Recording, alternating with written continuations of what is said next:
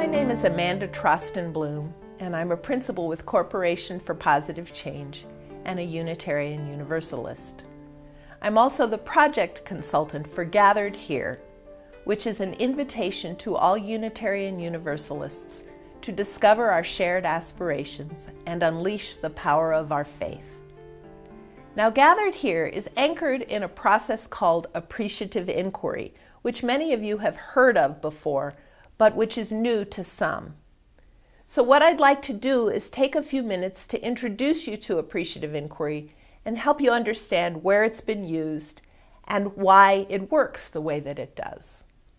Appreciative Inquiry has been used over the past 20 years to promote positive change, strategic thinking, and culture transformation in businesses, nonprofits, NGOs, communities, and religious organizations all around the world.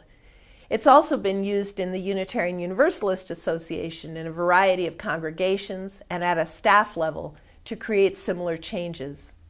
It's an approach to organization and community development that fosters very high levels of commitment and involvement. It also builds positive, collaborative relationships among people of very diverse backgrounds. Some of the cases that we've worked on have involved people from different continents, from very different religious persuasions, from very different levels in organizations.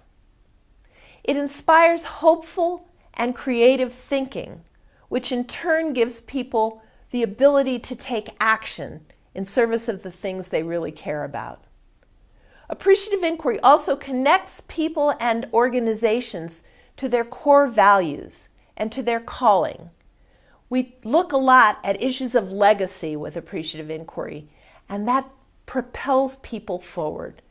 It also stirs people to action, both planned action that takes place as part of the structures in the Appreciative Inquiry process, and improvisational action as people forge new relationships and begin to see things that they care about together or to discover complementary strengths. Again, UU congregations and communities have used Appreciative Inquiry in support of planning, staffing, community development, stewardship, and multicultural growth, and have had incredibly positive, uplifting results over the last several years.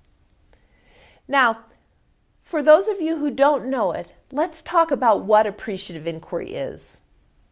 Appreciative Inquiry is a lot about the stories that we tell ourselves about ourselves, and then we forget that they're stories.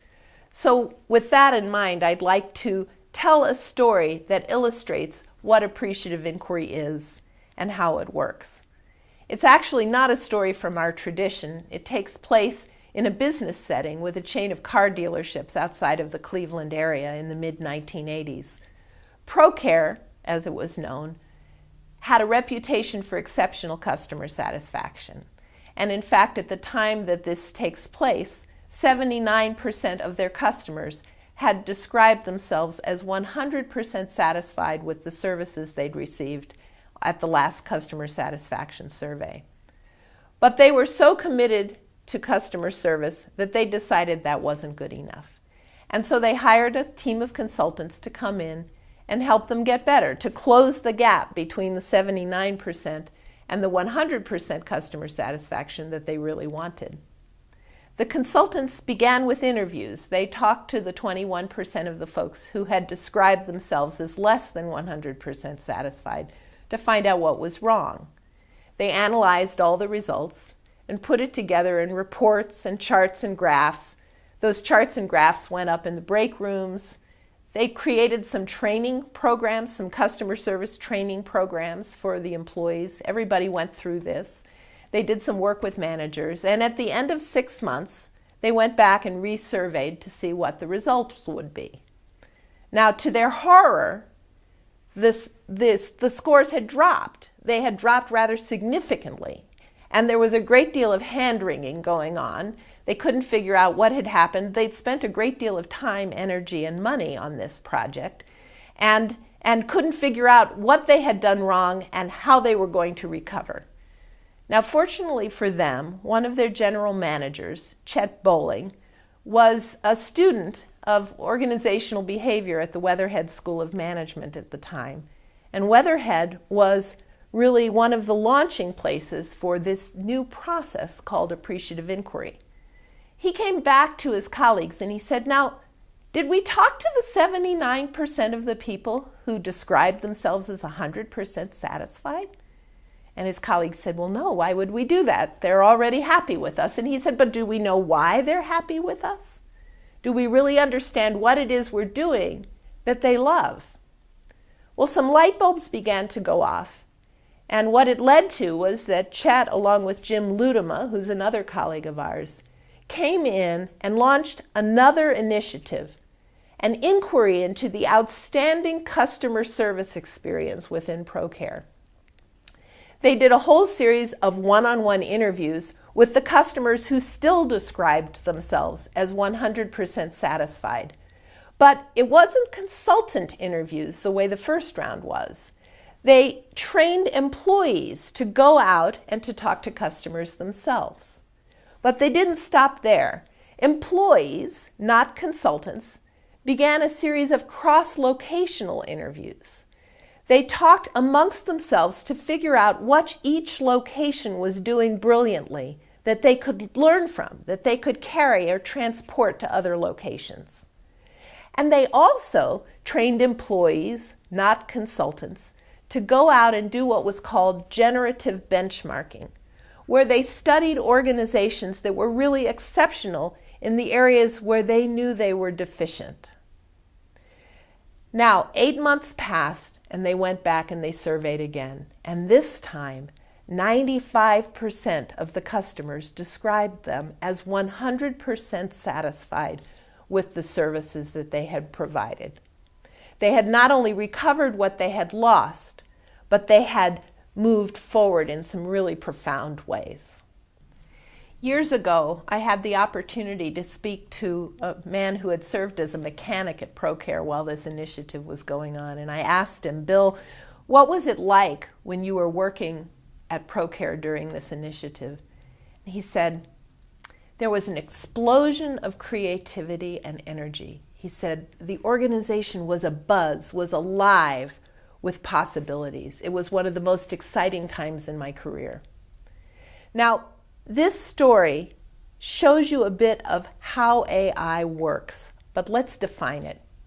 Appreciative Inquiry, or AI as it's been called, is the study of what gives life to human systems when they're at their best.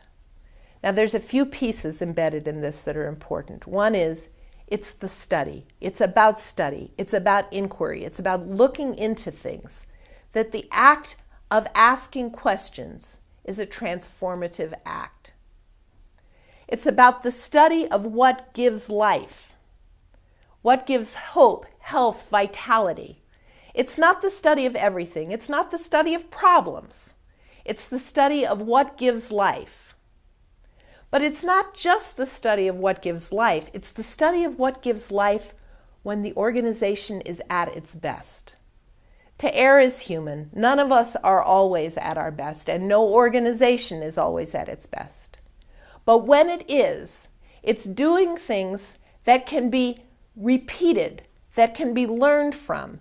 And if we do those things more, we will be at our best more frequently than we normally are. Finally, it's the study of what gives life to human systems.